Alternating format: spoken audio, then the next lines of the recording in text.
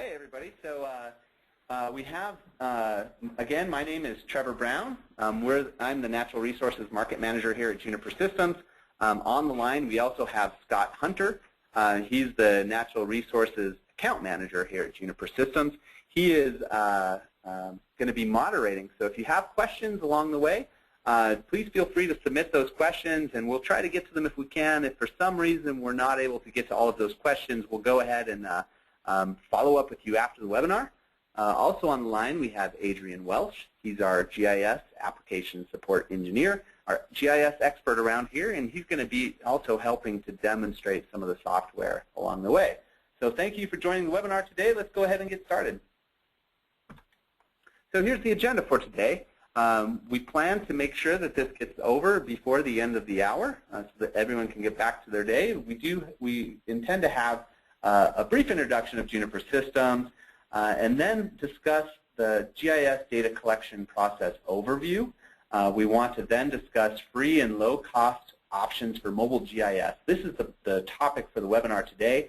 This really came about because this is one of the primary questions we get from a lot of different customers. They're just looking for kind of a comparison and contrast between some of the options that we're aware of out there. So we plan to do that today, and we also want to make sure that the majority of the webinar focuses on some actual demonstrations, not just screenshots, but some live demos as well of how a similar project looks across, what it looks like across each of these different types of applications. We'll make sure and leave a little time for questions and discussion, but as I mentioned earlier, please go ahead and submit those along the way, and we'll try to get to them if you have questions. All right. Juniper Systems. Many of you know our company. If you don't, we specialize in designing and manufacturing rugged handhelds for extreme environments. These things are meant to last, and we have many customers around the world using these for a lot of different types of applications. We're a relatively small company. We have about 110 employees, and we're in far northern Utah in the Mountain Valley and Cache Valley near Idaho. That's where our factory and design center is located. We do have some smaller satellite offices in Kansas City supporting our agricultural type customers. We have an office in Corvallis, Oregon, and a new office recently that we opened in the UK, in Europe.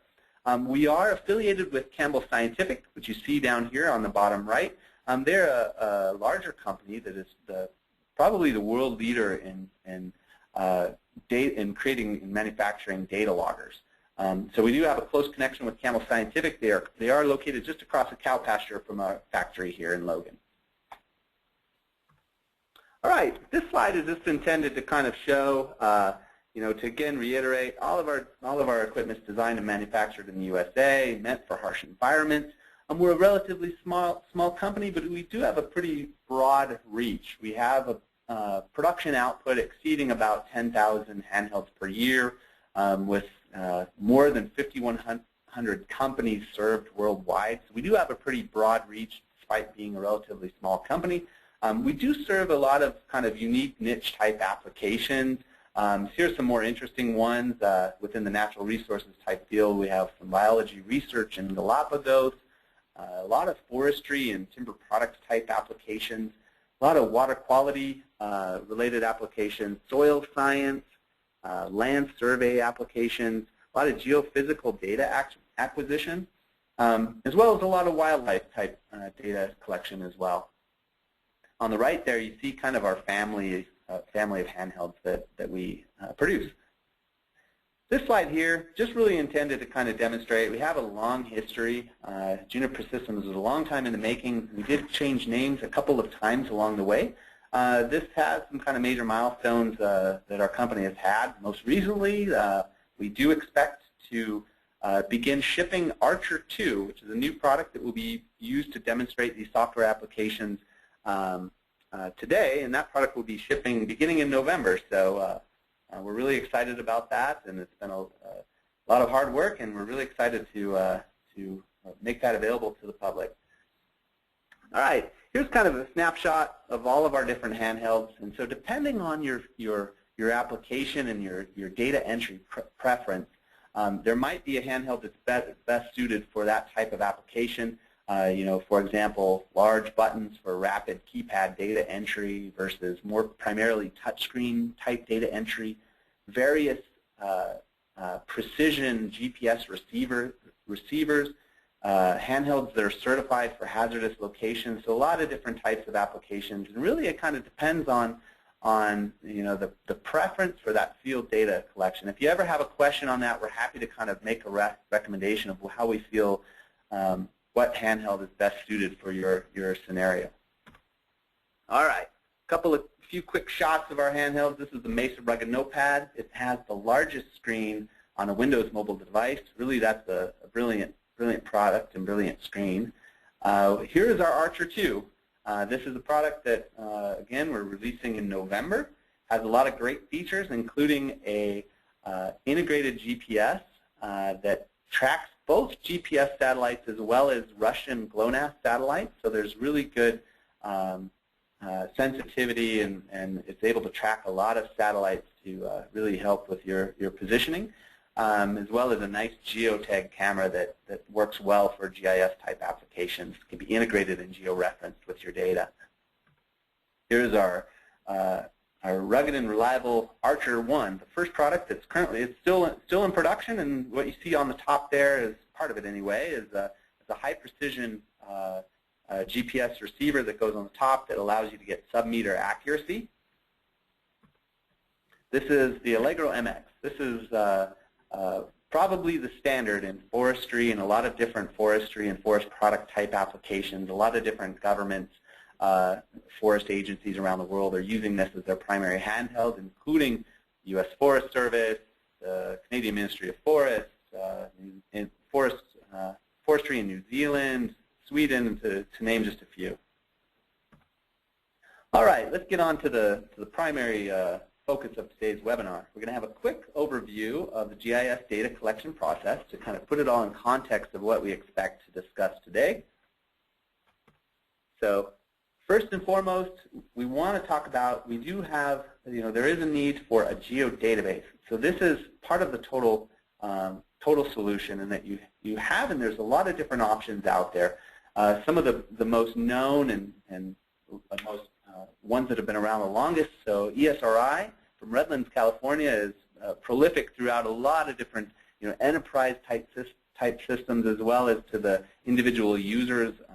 The Arc products are great, and they are just packed with a lot of different functionality that reflects the really kind of long history of this product, and the kind of pioneer, the fact that it's been a pioneer in the geospatial data collection for a long time now. There's some open source products that work quite well, and these are things that we know that our customers, some of them are using and have had good experiences with, and this is not intended to be all-encompassing. There's certainly a lot of other ones out there that work quite good. If you do have other ones that you're aware of, please let us know. We're always interested in learning more about other options that are out there and the experiences you've had with those. So there's QGIS, GVSig, MapWindow. These are all kind of free open source type systems that exist. There's even Excel can be considered a geodatabase, and this is a form of that some customers are actually using this as their geodatabase. But Google Earth, for example, is another one that very commonly used and has integration with your mobile field data collection. Tatuk GIS from Poland is another option that we're familiar with, and we know that works quite well, and has each of these kind of has pros and cons and strengths and weaknesses that make it might make it suited for your needs. We're going to then talk about the data exchange process. So there's processes to get the data from your geodatabase in different various file formats for both your data as well as your base maps. And so here's some kind of representative file formats that are commonly used. There's a whole lot of other ones that are out there that work quite well, and depending on your geodatabase and the types of system, you may be forced to use one or the other, or you may have the option to select between different ones. So once you kind of sort out the data exchange, ultimately there's the field data collection process, and this is going to be the primary focus of today's webinar.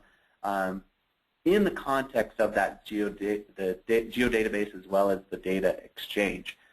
Now, one kind of thing I wanted to mention with the field data collection process as well is that, you know, we here at Juniper Systems, we consider ourselves experts in integration with peripheral devices such as a lot of different types of sensors or other kind of data acquisition equipment. And so if you're doing something like that, if you're, you know, working in geophysical type applications where you're, you know, measuring geological data, or if you're doing water quality monitoring, such as this guy in the photo there, or, you know, RFID for fish or different types of things, we're able to integrate those sensors directly with our handhelds and geo-reference that data and ultimately bring it back all together to your geodatabase.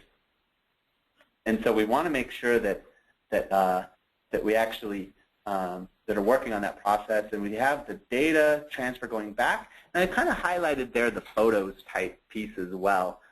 We have you know, the ability there to take photos, geotag those photos, and bring those back into a geodatabase. So ultimately, you can then export that data to run with it in different ways, such as, you know, you take it into Excel, which then can be used in different statistical packages. You can view your data spatially, as well as publish it to places like the web, depending on what you're trying to accomplish. All right, you know, we do want to talk about all of this also, especially with your data management in terms of map layers, and, you know, in that context where you're collecting your data with the intent when you're bringing it back to your geodatabase so that it can be layered. You know, and there's different various approaches to accomplish that. You know, all your data can be collected in a single layer, and then it becomes a more manual process back in your geodatabase to kind of separate that information based on how you collected it. Or if you kind of have some forethought, you can collect this information, transfer it, your layers to the handheld, collect it in terms of the layers, and then bring it back so you have a more simple integration back and forth between your geodatabase. So that's something we want to keep in mind as we're looking at these different software as well. Base map considerations. So hopefully your base map's not looking something like this, but we do, this is maybe perhaps one of the primary support calls that we get, are management of different base map types and file formats. I'm going to kind of turn this over quickly to Adrian. He's going to, you know, discuss some considerations that he sees from a lot of different customers when they're considering base maps. So here we go. I'm going to turn it over to Adrian for just a moment.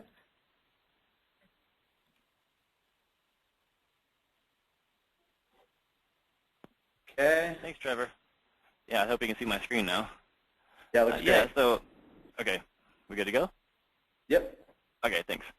Yeah, so I want to talk about some base map considerations. And the first thing I want to talk about is really the file types. And the common file types you'll see for different base maps that you can use in your GIS and GPS applications will be what you see here. I have listed on number 1. TIFF files, JPEG files, Mr. SID, or ERDOS Imagine files. These are common files, but one thing you have to take into consideration is that these need to be geo-referenced. And so if you go out on an airplane and take an aerial image of the property that you're wanting to do some mapping with and bring it back to your GIS and your computer, bring it straight in from there likely will not be geo-referenced. So these have to be geo-referenced files. File size is another thing you really need to consider, and this is where base maps can get dangerous, because the higher resolution base map you have and the larger size that you have, you're going to have a larger file size. And just like with any computer application you're used to, the larger your file size, the slower things go. And so one sort of rule of thumb you need to take into consideration is if you're using a base map, just try to clip it down to the area that you're going to be mapping in, because if you have the whole state of Utah or something, you're trying to do mapping there, it's going to really bog up your handheld and really make things run pretty slow. So it's good to consider your lowest size possible. Another one to look at is web server and served maps. These are pretty common nowadays. You'll see common examples with Esri or Bing or even Google, or even just different state and local governments will have their maps on their image server. And one of the downsides of this is they have to rely on an internet connection. And so if you're out in the field, you'll either have Wi-Fi hooked up to some kind of MiFi or a cell phone tethered device, or even have a cell modem in your handheld to get these base maps, and they're not always available. So sometimes they'll be down for whatever reason, and there's also speed issues in how quickly they're hosted and processed. And projections is one that's really a tricky one, and this is where they can easily be mismatched when not careful. So what that means is most worldwide or global base maps you'll see are projected in the WGS 84 datum, and so they're going to be they're in a certain projection they'll be used all over the world. But if you have a more localized base map that's just to your local area, say your city or your county or your state, they're going to likely have a different projection. And then what this can do is, if you're looking at both base maps at the same time, they'll shift from one to the other based on the projection. And so this is where things can get a little bit tricky. And the last one to look at is really orthorectification issues. And so what this means is, when you first take the image of the base map, it has to be ground truth to make sure that it's lining up properly on the ground from where the image is supposed to be. And so if this is not done correctly, then you'll see errors there as well. And reasons why it might not be as correct is, so say I have a base map of the entire city of Logan, which is relatively small. They can do some pretty good ground truthing with it. But if I have a base map for the whole United States, the ground truthing is not going to be as easy because it's such a larger area. So I want to show you one quick example of this, if I can get over here. So this right here is just a picture of our parking lot out of our building. And you can see I drew some squares around the handicap stalls here in both of these. And I kind of drew in a grassy area for this parking island and a light pole, and this purple line is sidewalk. This image here is from the City of Logan's database, and it's a really high resolution, very crisp image, and I feel like it's really ground truth correctly. But if I look at a Google image, this is a lot more grainy because I had to convert it, you can see my handicap stalls have shifted up, that might be a couple of feet to the north, and everything else has moved as well. Although my trees, these little tree icons, may look a little more accurate and in place. And if I look at a Bing image, it's a different shift. This is shifted to the left, and so my handicap stalls over here are maybe 3 to 4 feet off. And you see my grassy island here is also off as well. And so this is a common example that you'll see with any kind of base maps with either orthorectification issues or more commonly projection issues. And so it's something to really take into consideration. We have a lot of folks who'll do some mapping. They'll bring their GPS coordinates back into the computer, and they'll say, hey, it's not lining up properly. And so we have to talk about why and what some of the common errors are. And from here, I can switch over back to Trevor. Sounds good, Adrian. Thanks. And I'm going to bring it back to our presentation. Here we go. All right. So now we're going to move on and talk about the actual demonstrations that we're going to do today. And so this is meant to be the majority of our presentation. What we have here is kind of a summarized slide of some of the kind of key criteria that we used in evaluating this information. Now, just a kind of point of a point that I wanted to make as well is that this list is by no means encompasses all the different options that are out there. These are just some that we know are pretty widely used by some of our customers. Again, the intent was kind of free and low cost and practical type of applications. And so certainly, depending on what you're trying to accomplish, one of these might apply better to your scenario than either some of the others, depending on the strengths or weaknesses of the approach of the software. So I know this slide is pretty busy, and we don't expect that you absorb it all right now, but we're going to be looking at CyberTracker, that's a StarPal HGIS, GPS Meter PDA, and Esri Arcpad.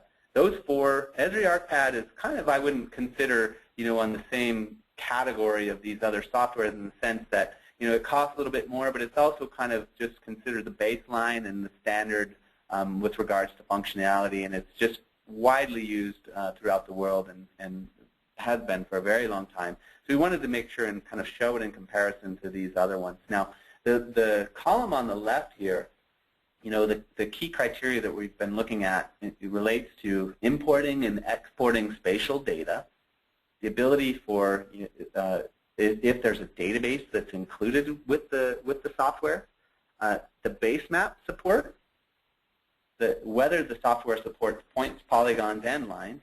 Not all software does those three. So polygons meaning area type delineation. As well as the ability for the user to define custom attributes that are associated to those points, polygons, and lines. And then we wanted to also consider the management and its ability to manage projections and coordinate options, geotagging photos and georeferencing your photo information as part of your data collection process, and then ultimately the price. So as you see there's kind of a lot of different marks that we applied for these different things. It wasn't a scientific process. It's just kind of our general sense based on how well these different softwares accomplish these different things. So for example, CyberTracker has a database included, while these three others don't necessarily have like a true database that's associated with the mobile software. However, it doesn't mean that those approach database management poorly. It's just that they weren't intended to. They were intended to be mobile data collection software and really focused on the import and export of that spatial data. And I think you kind of see that in that first line where you see green all across the top and perhaps less focus there for CyberTracker, for example. So this is something, again, don't worry about absorbing each little detail. We're going to talk about each of these software, and we are going to make this presentation available both in presentation form as well as in a recorded video. So we can certainly send that to you after this is done. So if there's no questions, we'll just go ahead and move on to the next slide and start with the actual demonstrations. So the first one we want to demonstrate today relates to CyberTracker. So some of you might have seen this in a prior webinar that we had presented relating to form and survey type software applications. So CyberTracker really is a software that kind of was intended to, I would say, comes from the data and form type software with a spatial component, but it integrates nicely with spatial data, and I'm going to give you a quick little live demo here as well. So bear with me just a moment while I bring up CyberTracker. Okay, so what you have here, this is the kind of design window in the office. So you're looking at CyberTracker loaded on my screen. This is meant to simulate the handheld, what you actually see on the screen. So this is an actual project that I designed for data collection of around our building. And it's just meant for the demo purposes, but we have, primarily there's, you can select the username. In this case, we're going to be, entering a parcel number, the size of the parcel. We're going to delineate the parcel perimeter. We're going to enter some tree data. We're going to find some trees, enter that data information. We're not going to do all of that. We're just going to go and collect one or two and look at that process from the desktop, simulate field data collection, and come back to the desktop and look at and view that information on a map. So this is one. And so what you do is you define the different fields that you're interested in collecting, and it's a matter of adding a new screen for your mobile software. Up here on the left, you see new screen. I've got a bunch of different options for data types. For example, there's a number keypad, there's checklists, there's kind of their version of like a drop-down list. You select your options. You can integrate a camera view, and we'll show all of these different examples here in just a moment. But what's really interesting, so if I were to add, like, for example, a new number type field, I would say, okay, I have a new screen. I can simply change, demo, sample. You would see this. I can define if I want decimals allowed, the number of digits allowed. I need to define what is this going to be viewed at in the actual database. So, this would be something like demo data. But this is the same approach. If you were doing a drop-down list, you would just be adding all of your different tree species, for example, if you have users selecting that. Then you have a bunch of different options. We won't be able to get into all of the different features and functionality, but it is pretty feature-rich. It's been around. It's a free software. It was developed in, I believe, South Africa to support wildlife data monitoring, but it's widely used for a lot of different applications. It's free, I think, if you're using it for nonprofit use. If you're using it for private applications, they request a small donation or something to that effect. But we're going to go ahead and delete this demo example slide for the moment, and actually go and let's have a look at this, see how it looks on the handheld. So I've got the cyber tracker. I can load multiple applications if I want. I only have one loaded here. Here you see, just like I was defining over there, there's the user screen. If I were to select, I'm the user Trevor. We're going to run through a quick data collection process here. Parcel number 3, entering some data previously. It's a 100-meter parcel. This is all stuff that I predefined and customized over here on the right. So you've got the site of the size.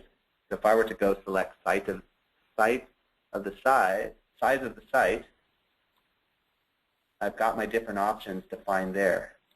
So this is an Archer 2 that's actually connected to my computer right now. So you're actually seeing what's on my Archer 2 screen with a kind of Archer 2 skin around it, so you can see. So we've got a 100-meter site. This is giving me some simple instructions about if we were to go and enter the parcel perimeter. So we're going to walk the boundary of the perimeter. And I won't actually do it, but the process would be to begin. You choose how often you want that GPS signal to record a point. So for example, I could say 1 second or 10 seconds. I'm going to go back, but the process then would be just, you can pause it if you're walking a boundary perimeter, or you can, and then when you're done, you just push end, and it will close that for you there. Now, we're going to go ahead and jump ahead to the tree information, and I'll show that one. We'll actually record a point and bring it back to the office, essentially. So here, to begin entering tree data, first walk to the tree, then push right arrow, bottom right corner. So these are instructions that I entered. I would just go and select the tree type. I would enter the diameter of the tree. Is there a height measurement on this tree? I'm going to say yes, so it causes me to enter some number information. Is it infected or not infected with some disease?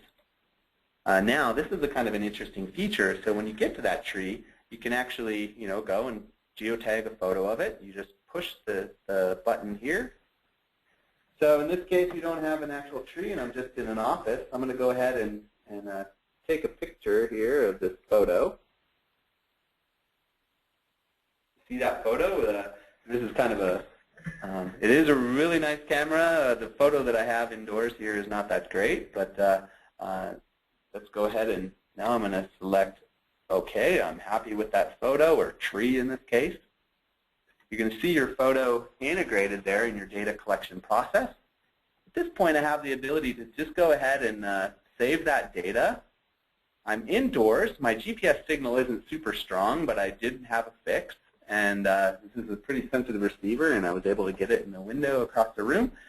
And I've defined it in such a way where I then have it jump back to the tree comments, for example. Now, so when we so I've collected that data in the field, but let's pretend that we're done. Oh, by the way, too, there's let's look at one more kind of feature that's really nice. You can see this base map that I've loaded, and I'll show you how I got that on there. Remember this view here. But basically, this is a simple base map that I have on my handheld. I can use it to go to certain trees. It's going to tell me the direction. It's 23 meters away, and there's different modes that can show you when you get closer to that tree, for example. But you have your map, and see, it's showing me, hey, you got to go right over here, back to that tree. And so it's telling you, so I'm actually sitting in the building right here, but because it's kind of an in-building fix, it's kind of bouncing around out from a poor signal anyway.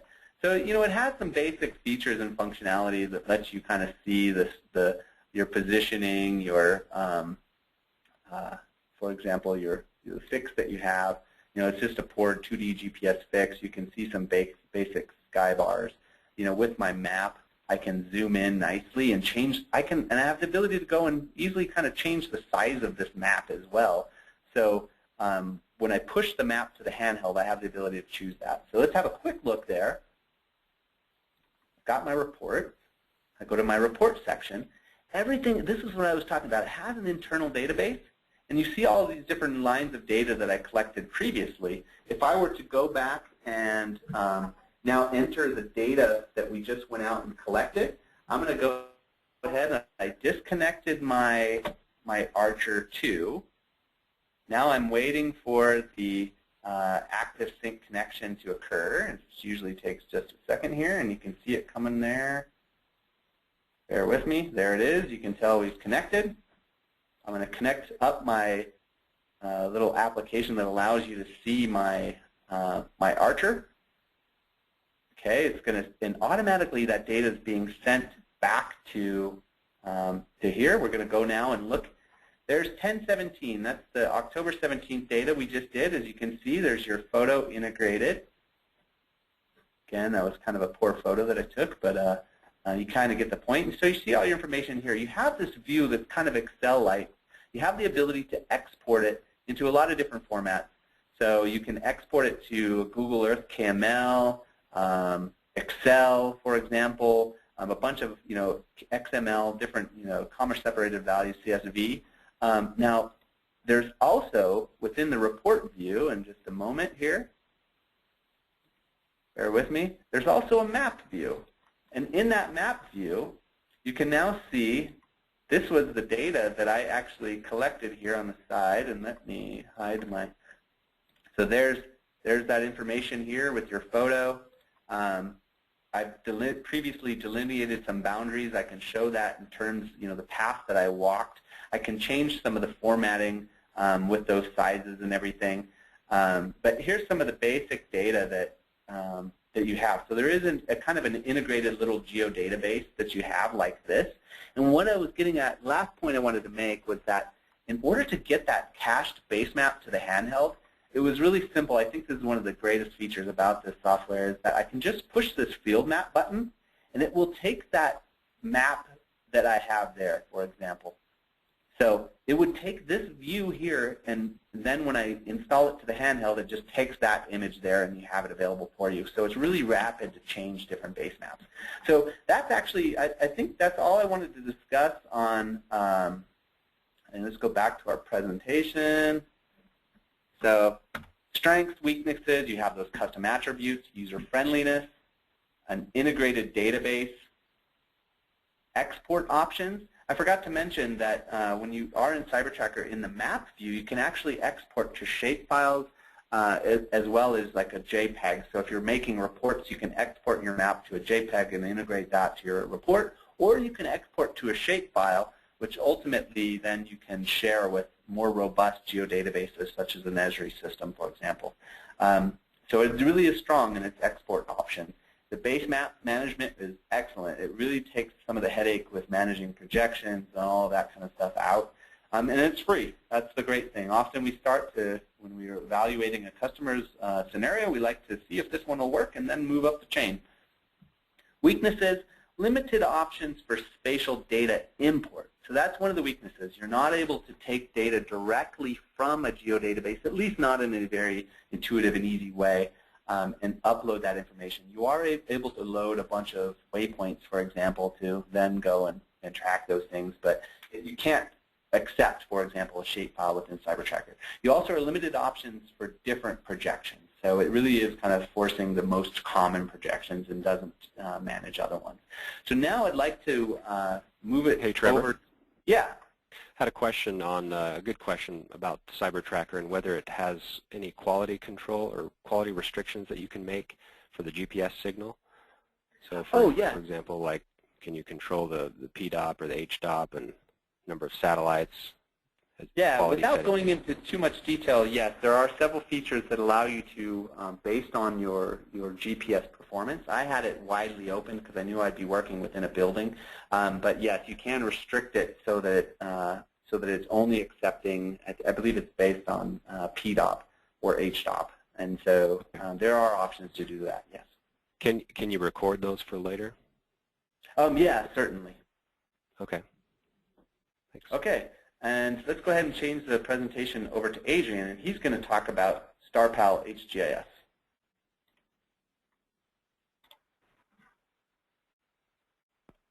Thank you, Trevor. Yeah, so in my part of the presentation, I'm going to talk about StarPal's program called HGIS, which just stands for Handheld GIS. Oops, go back one slide.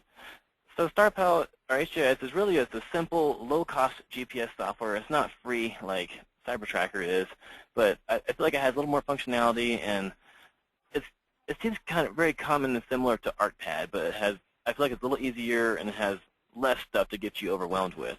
It has real big, easy menus. I'll show you that in a little bit, and it allows multiple GIS files at a time, so I can load several file types at one time on a map. The file formats that it supports are shapefiles, .mif, which is like a map info file type, DBF files, text files, and some other file types. But I think the primary one that will be used here is shapefiles. The image file formats that it supports for base maps and such would be a JPEG, Mr. SID file, an ECW, bitmap, and I've read that it can use an ECWP server, so it can log into different state image servers, but I read that happened in version 9. This is version 10 they're on now, and I'm not sure if that functionality is still around, but likely it can come back. One thing I also wanted to show here is a picture of the menu screens, real big, fat buttons, so it's very finger-friendly. And the types of data collection you can do with this software is points, lines, and polygons, like most normal GIS programs. I can also do swaths. And so what that means is, say you have a combine and you're measuring a field, and your combine boom is, I don't know, like 15 or 20 feet wide. And so you can put that into a swath and say you draw a line from the start to the beginning, but it has a swath of the size of your combine or whatever you're measuring with, like either a airplane or anything else you do a swath with. And you can capture data with or without using GPS, which is pretty handy. And it has a free demo version, like most software programs do, and it allows for 10 to 30 minutes. It's a random time shut off, and it has a little bit of limited functionality, but it's mostly full functionality for those 10 to 30 minutes. It tells me that it gives you some GPS errors, so it'll make your GPS a little less accurate, and it can only save one project at a time. And I kind of wanted to go into a demonstration of using StarPal HGIS. And one thing that is kind of lacking is a desktop component. And so what that means is if you have your GIS data somewhere like in a geodatabase, you'll need to export it out to a shapefile or a .mif file in order to get it out of the database and into this. And a way of doing this would be, I think, would be going from Windows Mobile Device Center. You connect up your device. I'm using a Mesa here, as Trevor is using a Archer 2, and this may just lock up on me. Okay, maybe I'll skip that. Okay, so if I go into File Management, I can go into my device here. So it brings up a folder, and in my documents is where I would drop a shapefile. And so one trick about shapefiles you need to be aware of is a shapefile isn't just one file. It's at least 4 different file formats together. And you can see just an example here. This is 6. It could be up to 8 different file formats, I believe, or maybe even more. But it needs to have at least the DBF, the SHX, and SHV. And I believe also it gives you, if you have a .prj as your projection file, that's pretty important for knowing where it's placed on your map. And so this is inside my Mesa here. I already have several different shapefiles. And let me just bring up my Mesa so you can see what I'm looking at here. So I kind of want to show you, this is the skin of the Mesa, similar to Trevor's Archer 2. I have full functionality here. I kind of want to show you from start to beginning. So I'm going to just open up HGIS. This is version 10. And I'm also indoors, but I'm going to try to get a GPS signal. So it asks me if I want to start GPS, either simulated or no GPS. I'm going to hit OK to start GPS. And I'm going to I'm going to hit next, and it's going to try to find the GPS signal. So I have low number of satellites here, but it should pick up some here in just a little bit. And so starting with HGIS, this is a blank map screen. And one thing I like about this, here's my GPS cursor bouncing around. If I go into File, here's where I can show you the big, fat, finger-friendly buttons here. And I like using this. And this only shows me 8 at a time. If I go to this little arrow down here, I can go to the next ones. And this is what's available to me. And if I go to the arrow again, I go back to the other ones. So I'm going to open up a file. One thing I do like to show you here is in file types, it tells me exactly the file types that I can use. So I can open all maps and images, will just show me everything in a big drop-down list here. .hgs is an HGIS project. I can look at just map layers, which is MIF shapefiles and shapefiles of the Z component. Image files here, I could look at JPEGs, JPEG2, bitmaps, ECW, etc. And here's all the other file types. So I'm going to bring in some files that I already have on here. I have an image file of our property.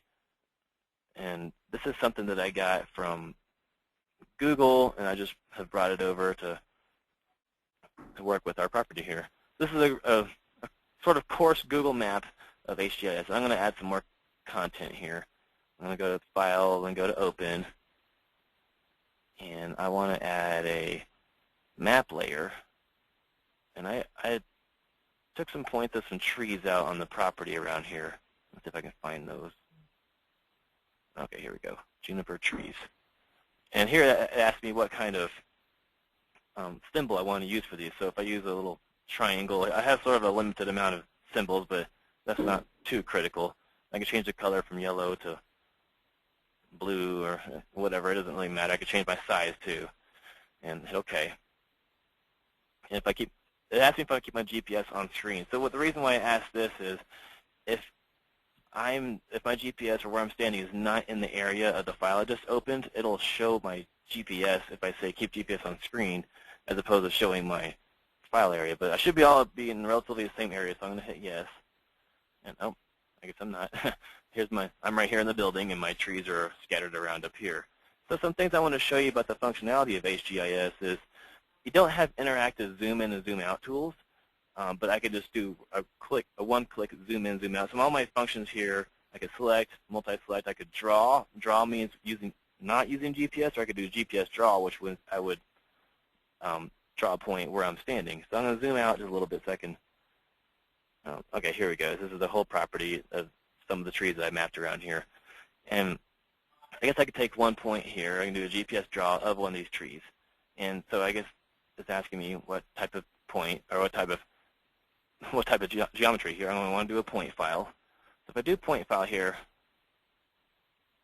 let me see, I want to set edit layer. I guess my layer is not editable. So it asks me which layers I want to use. I have my property map, which I don't want to use, and here's my trees. Okay, now I have my point. It's taken right down there by the building. And I want to add in some attributes. So right now it's currently selected, I believe. So if I add in some attributes, one thing I really like about HGIS is once you add in a bunch of different attributes for your file type, it gives you a drop-down list. So I can either type in what my tree species is, or I can use one of the existing ones here. Say it's a juniper tree. I could type in the height, or just use one of the existing heights I have for my other trees, and so on and so forth. So it's pretty simple to do. And after this, I just go to this little menu here and hit close. And now my map is saved. If I go up to, let me cancel this, hold on. If I stop doing the mapping here, now I have my new file mapped here, or my new tree mapped here. And it's selected. So I can go to File, scooch over here, and go to Save Project. And call it Project 1, that's fine. And just hit, let me call it 2, I think I already have a 1. Hit Save, and everything is good. So that's a pretty simple way of using HGIS. I want to exit out of here. And if I wanted to bring that data back into my system, I just go back into that folder I had open earlier. And I think it's over here, yeah. And so I just find my trees that I mapped and then bring it back into my desktop and bring it back into the GIS. And so let me go back to my presentation real quick. I kind of look at the strengths and weaknesses of HGIS. It's inexpensive, it's easy to use. You saw it's really a built out-of-the-box solution, so I don't have to configure anything beforehand. I could use multiple GIS files at a time. One thing I didn't show is you can offset your data. So if you have some way of offsetting, I can go to that a little bit later, but in the essence of time, I won't get into that. I showed you how to do drop-down menus, and it was pretty fast. Everything I did, I started it, opened it, I brought up a project, and I closed it, and it was all pretty quick. It has fat buttons, and I can capture data with or without GPS. And one thing that's good about it is it has easy integration with sensors. So if I have like a water probe sensor or stuff like that I can plug in externally, it works pretty well with it. Some of the weaknesses, it doesn't have a desktop component, but I'm okay with that. I think it's pretty easy to move data back and forth. you kind of are limited with the projections. It claims it has a lot of projection support, but it doesn't have all that you need. You can't use a built-in camera with it, and there's not much customization. And I showed you the zoom and pan tools, and which they aren't as critical, but sometimes people like to have more control over what they're doing. And with that, I'll go back to Trevor. Thanks, Adrian. I'm going to go ahead and resume the presentation on my side here. There's the, got to kind of scroll through there. Okay, next one, GPS meter, PDA. This is done by a developer in Spain that we're familiar with, and we have a fair amount of customers in Europe, Eastern Europe as well, using this one. This software costs about 32 euros, so I'm not sure the exact exchange rate, something about 50 bucks maybe. It is a mobile-centric software similar to StarPal HGIS, and that it was intended to kind of be strong in the data import and data export. So it doesn't have a database component, but you can kind of see a little screenshot view here on the left. On the right here, this is just a very simple map that was exported to Google Earth, and you can see that it overlays nicely with Google Earth, and you can use the full functionality of Google Earth or your Esri database or your other type of approach into file formats that require that. So let's actually go ahead and have a quick look at the demo here for StarPal or for a GPS meter PDA. And so again, here we have my Archer 2 that's connected. What you see there is some data that I've actually exported from ArcGIS, some shapefiles that had some parcels related to our property, and the building that's within that property, so you can kind of see the similarity there. One drawback with GPS meter PDA is that it doesn't support kind of full imagery type maps below, so you are limited to this type of file format. This is kind of a quick little demo that I wanted to just demonstrate kind of the key strengths, and we'll review this in a moment. I see it as really strong in the use for polygons or areas. So being able to delineate parcels, create swaths, similar to like what Adrian was describing with StarPal HGIS. You can create, for example, conservation easements. So if you have a line, it's very easy to create buffers for those easements, for example. And here's kind of how it works. Really, you have, we're going to go ahead and I have a simulated GPS data that a file that I'm recording here. So in just a moment, here, let me make sure that's going to work. I'll go ahead and I have to turn that on. And you should see some simulated GPS data here. There we go. So you see some data. We've pre-recorded some GPS data outside. And so if I zoom in, just zooming in here, you'll start to see my position there. It's that little red button there. So it's a little bit hard to see, but it's quite functional. It's pretty straightforward and easy to learn this software. If I wanted to kind of show, for example, recording an area, we're going to go ahead and add new. I'm going to call this, we'll just call it demo. So imagine that we're outside. We want to delineate a boundary and walk a perimeter of that boundary with GPS activated. This would be the process. So essentially, I've got the active object now, and I'm going to go ahead and I'm going to use an averaged point to start. So it's taking some averages. It's really nice. It finds my exact zone that we're in, so it really has really nice management of projections and coordinate systems. It's asking me, do you want this to be a area, a polygon, or a waypoint? I'm going to say area. Say OK. As I'm going to zoom in to allow you to see. Let's go ahead and, bear with me just a moment. I need to go to my list. Okay, we've got the demo area being established. Just want to make sure that that's actually working. Let's try that one more time here. Bear with me one moment. I want to turn on this auto point functionality so you can actually see it recording those points. And let's zoom in here. So this is, again, just a simulated view of us walking that perimeter of that boundary that we're talking about. So you can see this would be like if I'm out walking some boundary that I was interested in as well. You kind of see how it starts to paint over those other areas that I've calculated. So we're going to go ahead and stop that one. I'm going to just go ahead, cancel it, stop it, cancel. So it has a really nice, nice feature set that allows you to manage these areas. What I really like about it, it has along the way you can just push waypoint buttons and manually push that and record different waypoints along when you're recording these areas. This is one of the best features that I like. Just when you get your data completed, you don't have to send it to your geodatabase, for example, to get certain file formats if you prefer those.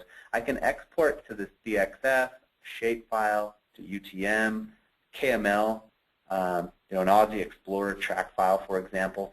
So it has some really nice features. If I were to also, if I wanted to import data from my geodatabase, I would essentially go to my list file that shows all my different areas, and I would just choose import. There, it would reference a file where I've got these different shape files, for example, and it would just pull that data in automatically and ask you what the titles are. So there's a lot of other features and functionalities that it has, but it's a really inexpensive and practical kind of software that's excellent. I want to make sure we leave time. We're going to look at Arcpad now, and after I just review the strengths and weaknesses. So strengths, we've got capturing polygons and related tools. The import-export options were great. The coordinate projection support was really nice. And the price, $50, really nice. Okay, for weaknesses, let's see here. Base map support, you don't have that nice aerial imagery underneath, and we have limited option for custom attributes and no photo support. So we're going to kind of make this next one with Arcpad a little bit quick, but Adrian is going to go ahead and give that demonstration now. So change. Okay, gotcha. Yeah, so I want to talk about Arcpad real quick. Arcpad, some of you are probably familiar with it. It's very high functioning. It integrates well with ArcGIS products.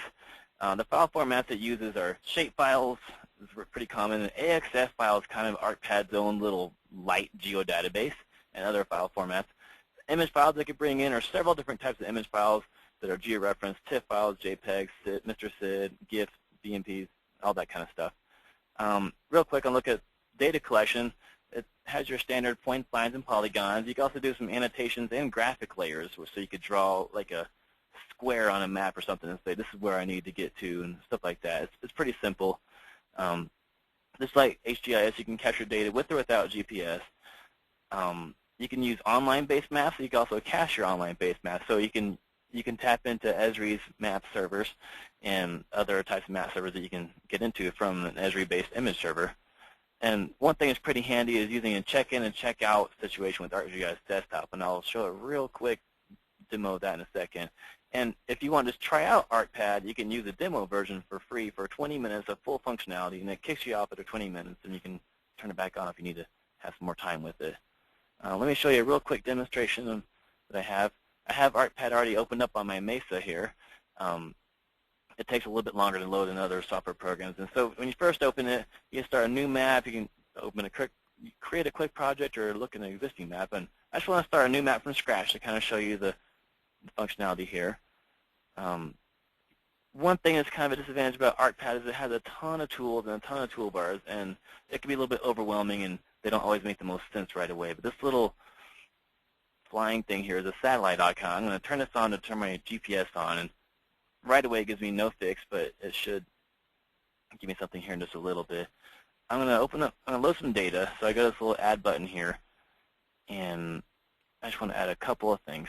It takes a while to load all this stuff, but I want to look at, let's look at the trees here, as well as that map beforehand. So I'll look at the same stuff I looked up with HGIS. I'm going to hit OK.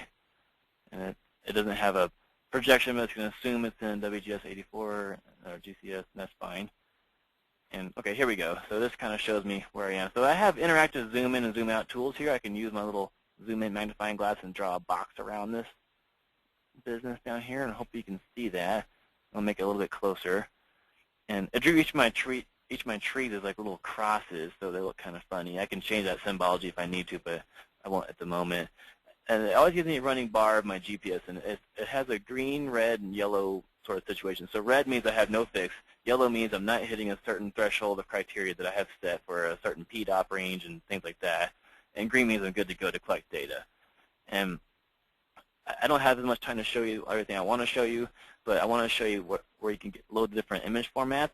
So if I drop this little arrow down underneath this piece of paper, I can go into advanced settings. And from here is where I look at extensions. And here's where I can load several different types of file formats that aren't as common and aren't always built into everything. And bitmaps, GIF files, the stuff I already turned on, lots of laser rangefinder data, JPEGs, things like that, TIFF files, PNG files. And so it has a lot of functionality.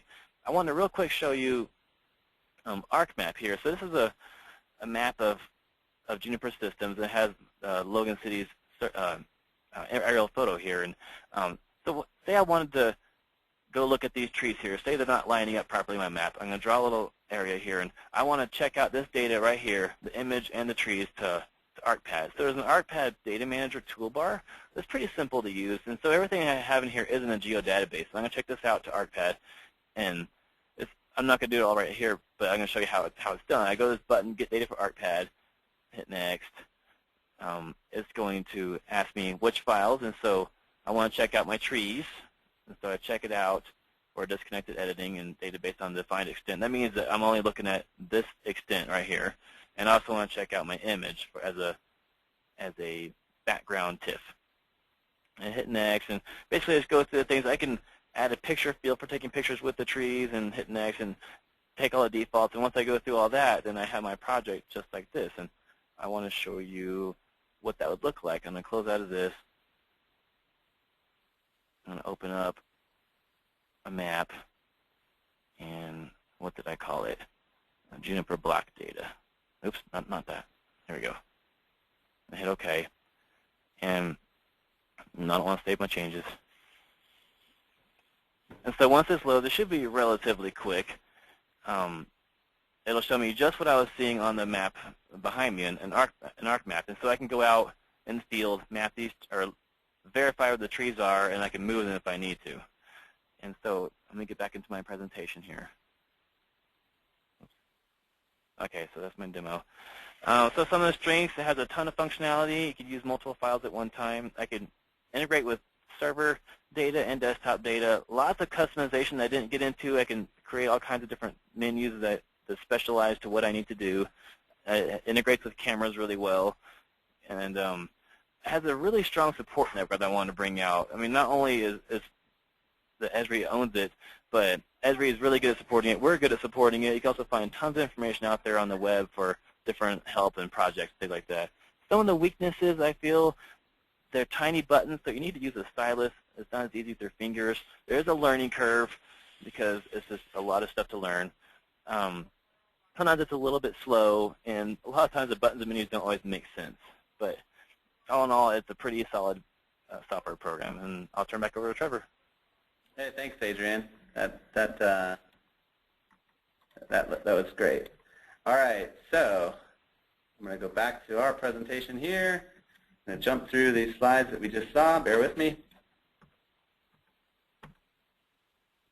There was the demo. We saw some strengths and weaknesses. And now I wanted to kind of bring this up. We're not going to review in detail the Archer 2 mobile app that will ship with every Archer 2, but here at Juniper Systems, we do have some software that's always under development that we want to improve upon and make available to our customers. There is a GPS navigation app that will be available with every single Archer 2. People that buy Archer 2 will get that, as well as the updates that come to that along the way. You can track things like waypoint. You can record your track logs, and as well as record your photo information and have that sent to file formats that can be shared with other geodatabases. And it can accept that information, and you can see and go and edit that stuff ultimately as well.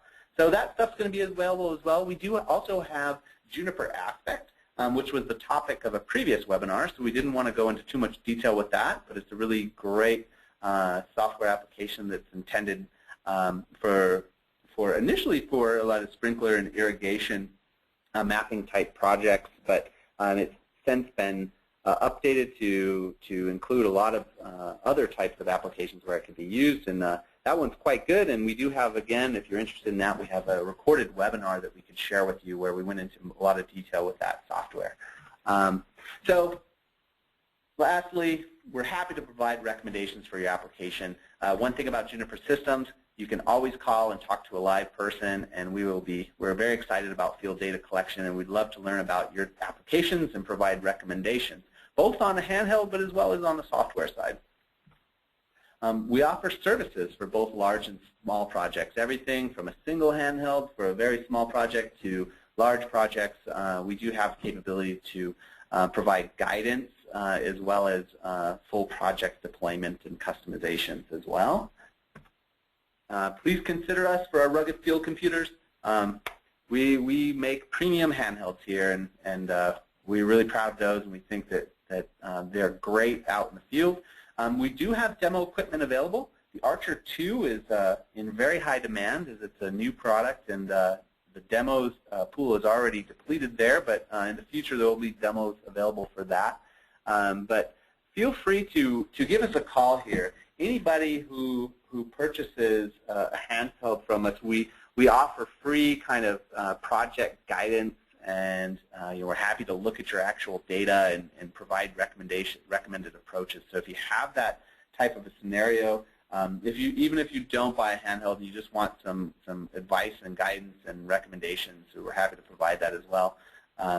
So if there's any questions, that's really all that we had for today. Thank you very much for joining our webinar. And is there any questions on the line that we want to cover now? If not, certainly we will follow up if you want to send us an email. I'd like to make sure and share with you this information. You can contact myself, Scott Hunter, or Adrian, any of us, and we will we'd be happy to discuss your projects and provide recommendations based on things that we've learned here, as well as the experiences that we know other customers have had using some of these different applications. And if you're aware of any other types that work great, or you have feedback on certain software applications, we'd love to hear about them. And again, thank you very much for joining today's webinar, and have a good day.